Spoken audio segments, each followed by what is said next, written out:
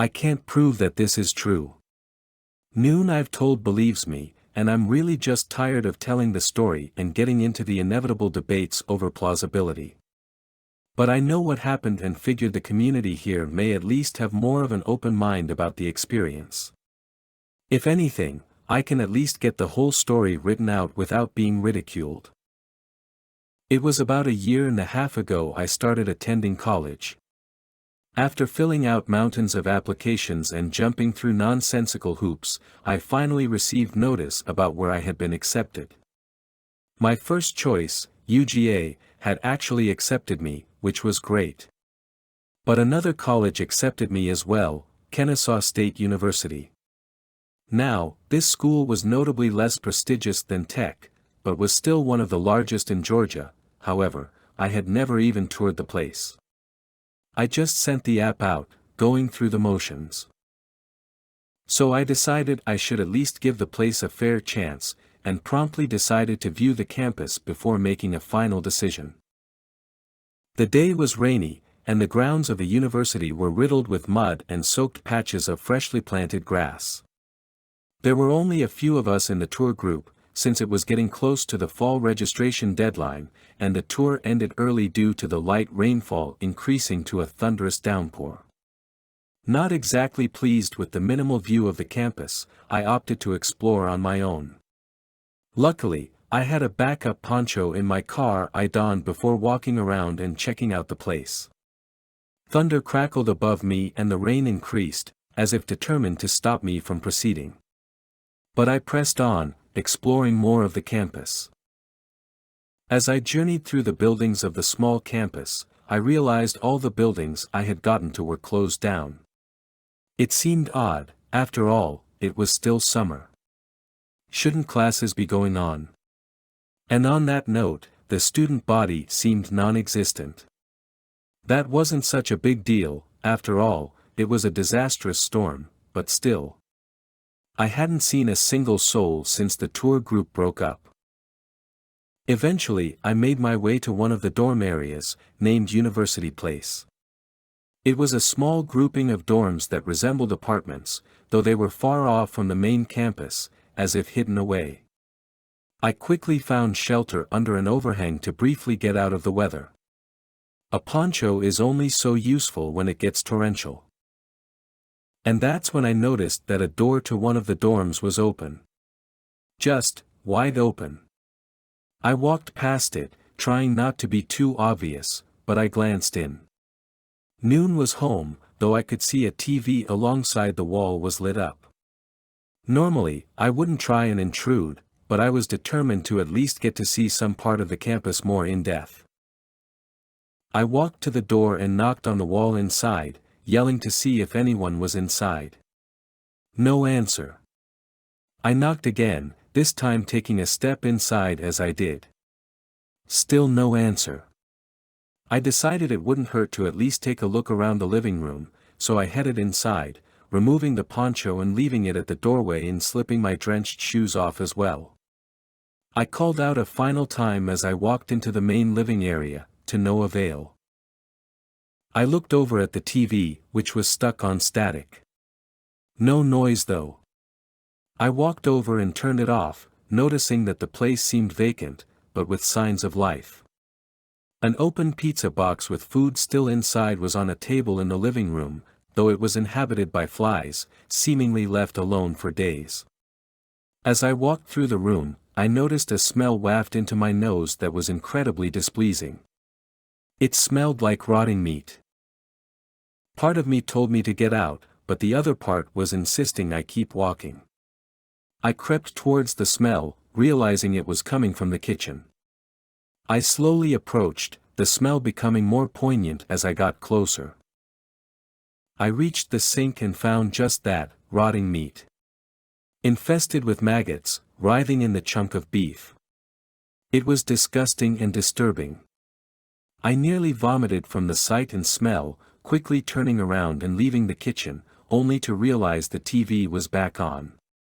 Maybe it was some odd setting on the TV that made it turn back on. At this point, I was getting pretty creeped out.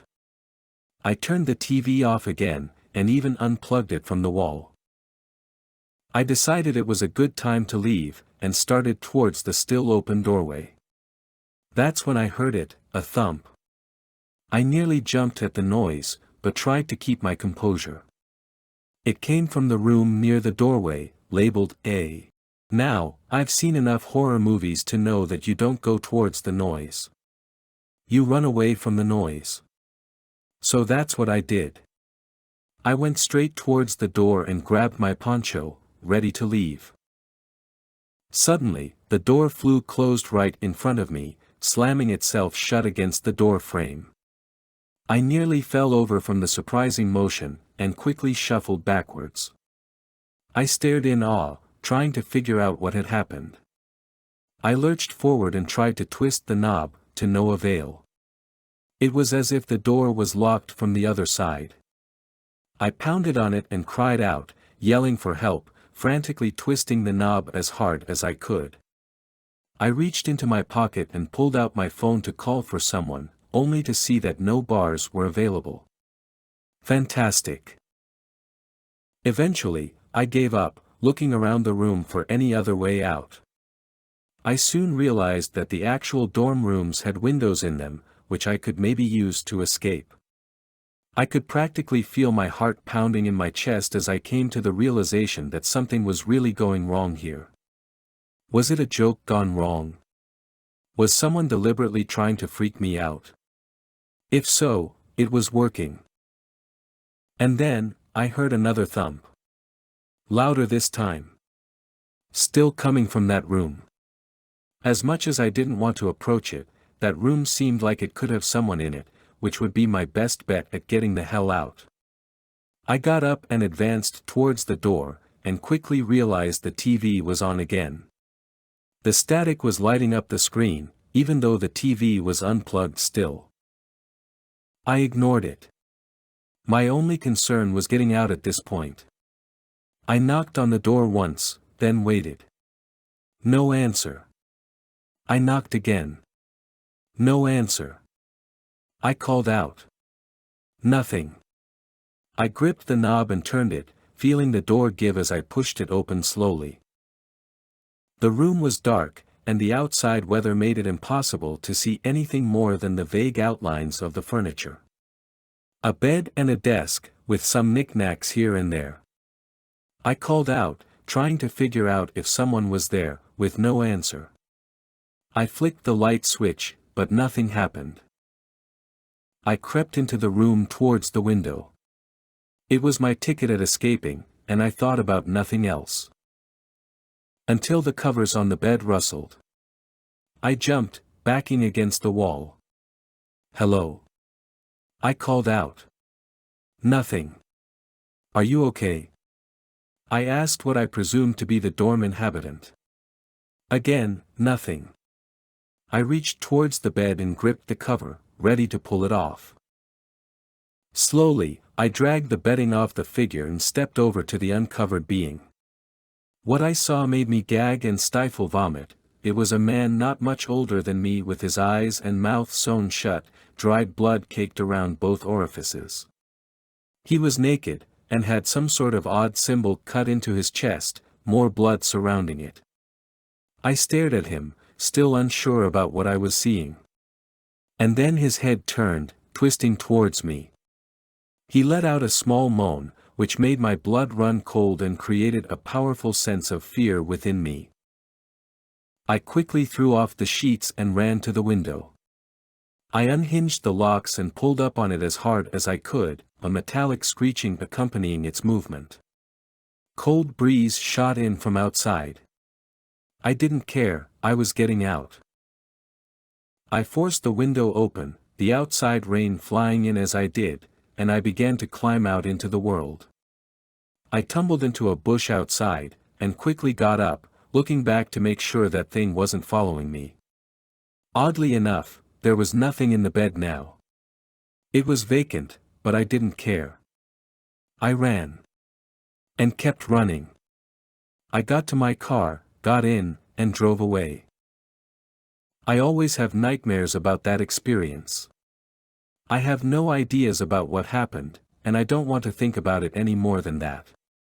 All I know is I'm never going back there. In fact, I swore off college completely after that. It sounds stupid, but it was an experience I'll never be able to shake off. I thought I would feel some relief typing it out and getting it out in the open, but after going through that, it didn't help at all. It still scares the hell out me.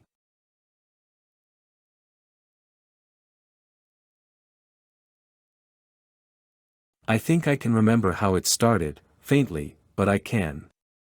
When I was surfing the web looking for some creepy, interesting lore, when I found a really fascinating volume consisting of the being titled Slender Man. I loved the idea.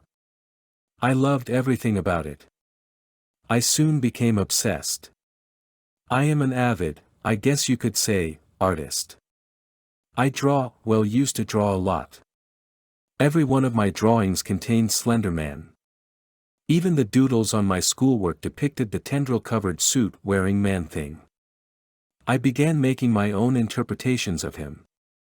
My own version. My Slender Man. He was about 8 feet tall, his arms stretched down to his knees. He had no face, just a shape mass.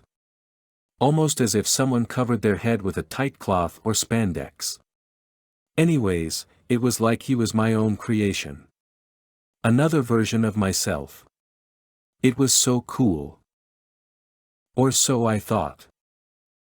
My best friend was also into Slender Man. Because of me, of course. I just couldn't help but share my interests. I'm not at liberty to share his name, so we'll just call him Matt. We were also into filmmaking. Naturally, we thought Slender Man would be a superb topic. We spent the entire summer working on this film. We called it Suit. I played my beloved creation, as I owned a tuxedo, and I also had a tuxedo morph suit, perfect for the FAC mass. We were ecstatic and relieved when we finally finished. A month of script developing and 2 months of filming paid off. It was great. Everyone we showed it to loved it. Unfortunately, this made me even more obsessed with my suit-bearing counterpart. Months later, I was reviewing our movie because I wanted to make a sequel, and I was finding the main highlights of the film, so I could continue them in the sequel. It was late, and I had to constantly rub the tired out of my eyes. I was looking at the part where I'm standing in a forest, looking up into the sky, about to jolt my head down to the camera. That's about when I noticed him. I couldn't believe my eyes. I peered at my monitor screen and wiped it off to make sure it wasn't just a trick of the light or something like that. But it wasn't. It was him. Slender Man. As the camera is pointed at me, you can faintly see him walk very fast, mind you, about 20 yards behind me. Faintly, but he's there. I was freaked out. That's about when I dropped the obsession and got rid of anything that reminded me of him. I forgot about him. I was living normally. For the time being, which was a little over 2 weeks. I started noticing things. Every picture I took, on my phone, camera, or any other person's camera, I saw him. In a crowd, behind a building, in an alleyway, anywhere. That wasn't the scary part. In each picture, respective to time, he'd be closer to me. For example, the first picture I noticed him in, he was about 50 to 60 feet away. A month later, he'd be about 20. And then I'd see him in person. He'd follow me, he'd show up where I was going before I got there. As if he knew what I was thinking. All the time. I'd have dreams about him. In one, I was in the same patch of woods as in the movie I made. I was dressed as him, and I was walking through the woods to get home. But I could hear him behind me. Footsteps, and then the darkness cast over everything as he approached. Then he got me, and I'd wake up. I forgot about it until the next night, when I remembered it and hoped I didn't have it again. I wrote it down in a dream journal so I would remember it. I was writing every detail, until sleep overcame me. And I had it again. But this time he talked to me. I couldn't make out what he said though. And then, I woke up. I was so happy it was a dream. But it wasn't. I turned over to write it in my journal. To my horror, the dream I had previously written down was circled and crossed out with 2 lines, like an X. Underneath it, it said the following. I am what you are. I am what you aren't. I am what you hate. I am what you love. I'm always near. I'm always below. I'm always here. I'm always above. But don't run away, for I will pursue. I'm the man in the suit. Coming to get you. After I read this, I was petrified. I just stayed in my room. I didn't move, eat, sleep, or anything. And then he came. I told him I wasn't afraid because I knew him. I created what he was, and I could defeat him. Turns out, he was his own being now. He didn't need me. He wouldn't speak, he would only, well, it's hard to explain. He would lash his arm at the wall, and words would appear. One word, actually. Imposter. Again and again and again and again, imposter, imposter. The next thing I remember is him grabbing my head and opening his mouth. It was more like a black hole, a void in his white mass of a face.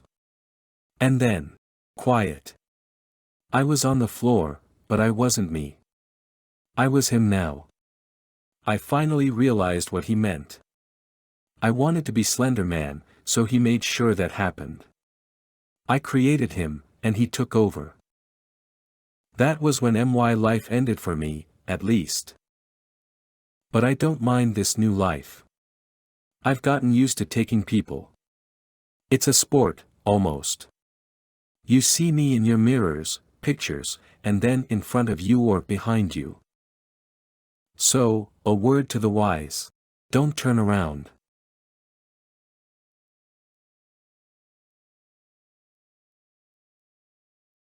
You are standing at the top of the ancient wooden staircase, looking down at the darkness beneath. Shelf after shelf of dusty supplies and stacks of books line the basement walls. You remember your mother's words, "Could you please go get me a hammer and some nails?" This is nothing but a storage room, nothing to be afraid of, but it's so dark. You hesitantly take a step downwards, down the creepy old staircase, and the stair creaks loud enough to wake the dead. You continue down the stairs to the basement. One filthy window guards the wall past the staircase, and it attempts to illuminate the room, but the darkness in this basement is so thick, light can't seem to permeate. You search for a switch, and you eventually find a string connected to the ceiling light, so you pull it and nothing happens, and the room remains obscured by artificial night. You walk around in darkness for a few minutes and eventually, when your eyes have adjusted, you find an antique dollhouse resting on a table. You open it, and you see that it is frighteningly realistic. There is flowered wallpaper on the walls in the master bedroom, an opening refrigerator in the kitchen containing miniature food, and tiny cloth blankets on all the beds. There are even porcelain dolls with realistic faces. You soon realize that the dolls are you and your mother, and that the dollhouse is an exact replica of your house. You see a tiny, hairy spider scuttling along the edges of the house, and you squish it with your hand, but then, there are more spiders. You grab a can of bug poison from a shelf nearby and spray until all the spiders wither and die. Suddenly, the dolls fall over and their porcelain faces crack. And suddenly, the air in the basement becomes much thicker, and you can't breathe. You run back to the top of the stairs, gasping for breath, but the door has mysteriously locked. You bang on the door as hard as you can, repeatedly, but it is no use. You wipe the sweat off your face, which happened to be mixed with blood. You feel yourself becoming tired, and then numb.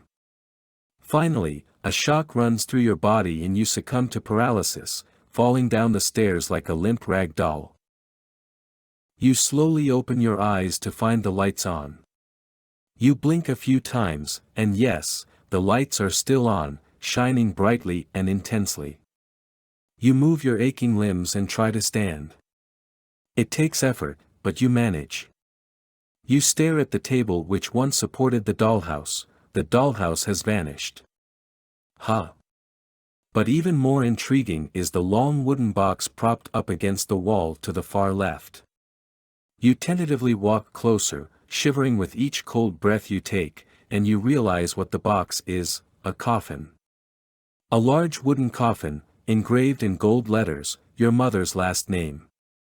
Curiosity gets the better of you, and you move your fingers to the coffin, pushing the lid slightly to find the coffin empty. Suddenly, you hear a female voice behind you. "It's okay, I found the hammer and nails." You turn around to see your mother, with pale white skin and blue lips, but that's not what you notice first. A series of cracks run through her face, with blood dripping from the crack lines. Her gray eyes flash for a split second, and she opens the coffin and pushes you inside it, shutting the door behind her. You are trapped. The last thing you hear is the sound of a hammer, pounding the nails into your coffin.